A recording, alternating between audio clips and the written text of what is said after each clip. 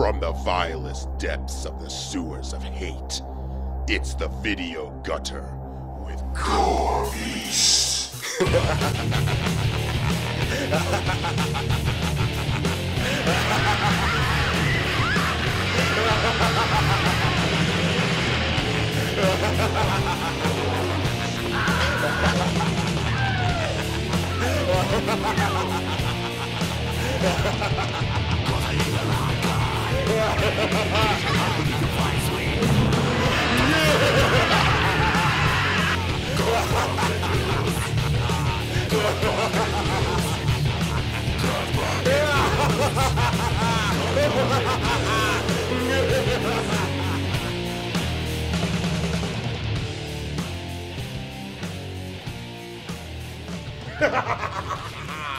Welcome back, Splatterheads! Did you really think I would be gone for good?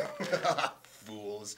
The video gutter is back, raised from its unholy grave, ready for another bloodthirsty rampage of sacrilegious destruction. Now this episode is a landmark, if you will. You see, this is episode 6. Or even maybe episode 666. And that's reason enough to celebrate if you ask me. So in tribute to the god below, we're going to review a film about demons. The twisted, sadistic lapdogs of the almighty Satan. Now in addition to being pure concentrated evil, did you know that demons are capable of taking the form of wind? Well, at least according to this movie. So let's take a good look at the 1980s classic, Demon Wind.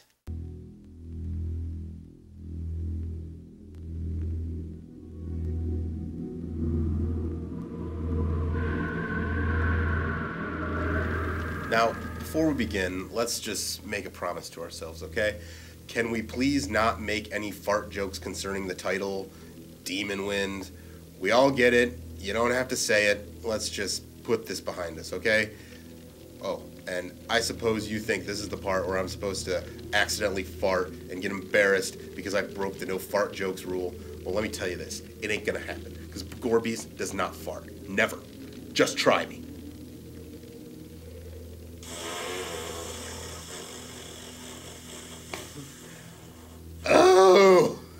Oh no. Now, one thing that this movie is famous for is the artwork on the VHS box.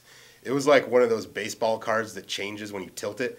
In the first picture, the demon is slipping his hands inside the window, and in the second, he's all balls to the wall, busting into your bedroom for some demoned out shit giving. And there ain't a goddamn thing you can do about it, because he's got muscles, and you're just a chubby little pukewad living in your parents' basement.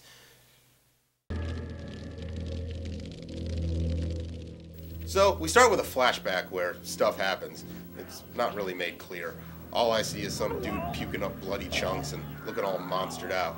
Then we're in the present, and our hero is on a search for something. It's, again, not really made very clear. I think he's looking for his father, and apparently the best place to look is in a shack in the middle of nowhere. My dad ended up in Scottsdale, Arizona. He works at a tire store, but he really wants to get into folk music. He sent me some demo tapes last year. They were alright, I guess. Now, as you probably know, most 80s horror flicks have a group of stereotypical teenagers. And they're all here. We got the sensitive hero, the sensitive girl, the douchebag dude bro who calls everybody a faggot. Yeah, well, if you two homos can keep your hands off each other for a second, let's get something to drink.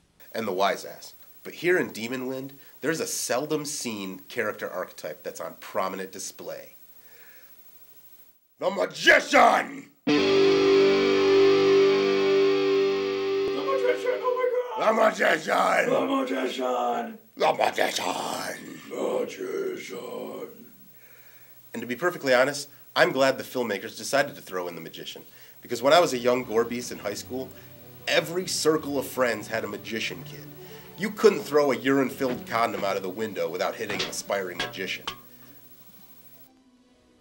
Skinny little chicken shit, I'll shove that karate crap up your ass. Be my guest. Gentlemen, easy now. Easy now. Don't hurt the rabbit.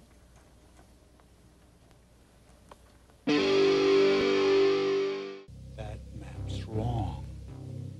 Now, unless you want some gas, why don't you just move on? And of course, What would any self-respecting 80s cheese fest be without a crusty old man warning the kids to not go to the place where they're going, but never really being clear about why they shouldn't go there in the first place? Then just who owns the land, old man? You maybe?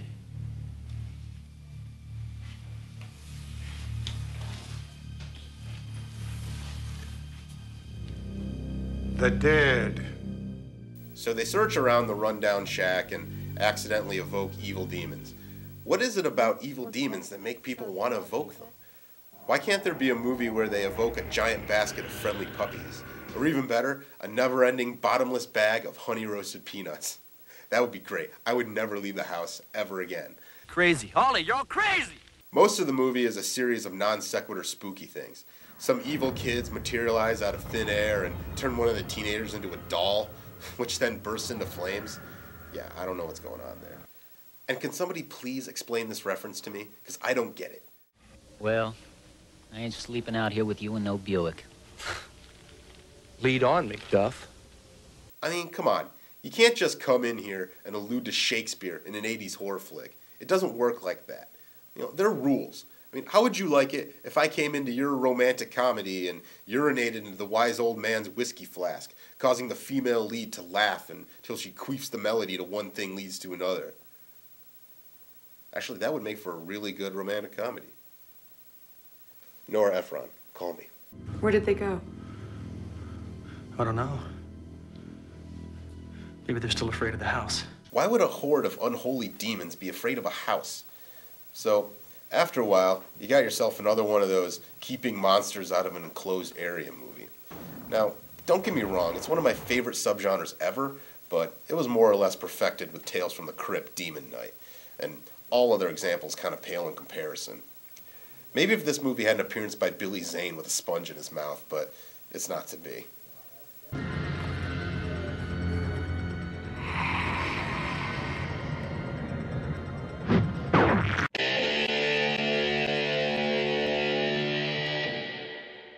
And don't even ask me what's going on here.